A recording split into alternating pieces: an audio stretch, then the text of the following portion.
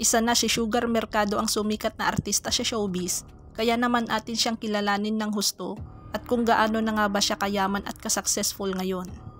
Si Maria Sugar Mercado sa totoong buhay ay pinanganak noong September 13, 1986. Siya ay bunso sa 4 na magkakapatid. Galing ito sa mahirap na pamilya sa Cavite. Ikwinento nga ito na noong bata siya na nakatira ang kanyang pamilya sa isang kulungan na baboy na yari sa kahoy. May isa pang pangyayari na tinangay daw ng bagyo ang bubong ng kanilang tinutuluyan, kaya naman nagsumikap ito sa buhay hanggang sa naging miyembro siya ng sex bomb dancer na napapanood noon sa Itbulaga. Bagamat nagkaroon ng alitan sa pagitan ng nasabing programa at ng sex bomb dancer na nagresulta ng tuluyang pagsuspindi sa kanila, ng Itbulaga ay nanatili pa rin si Sugar sa programa hanggang 2007.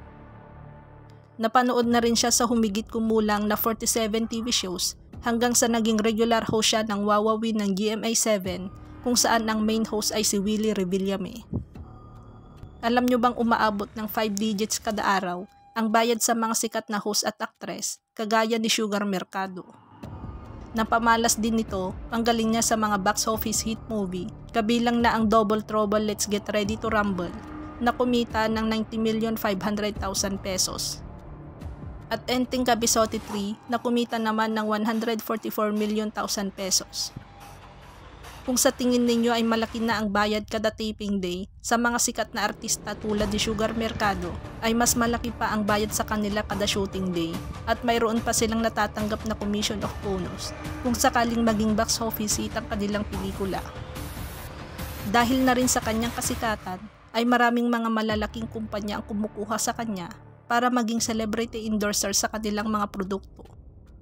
Malaking bahagi ng income ng mga artista ay nagbubula sa kanilang mga endorsement dahil ang isang sikat na celebrity ay binabayaran ng milyon-milyon ng mga kumpanyang kumukuha sa kanila bilang kanilang celebrity endorsers.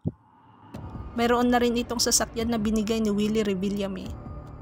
Ito ang ganitong sasakyan na Toyota Vios ay nakakahalaga ng 1,095,000 pesos dahil na rin sa pagmamahal nito sa kanyang trabaho, kaya naman pinagpapala siya.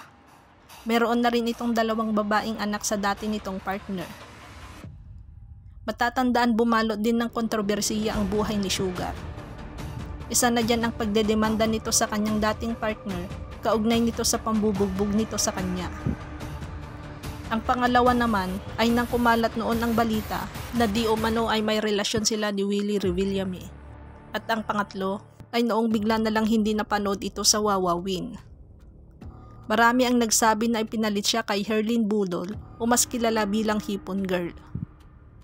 Ngunit mariing itinanggi naman ito ni Sugar. Ayon dito ay support daw siya kay Hipon sa mga achievement nito, kabilang ng pagiging regular TV host nito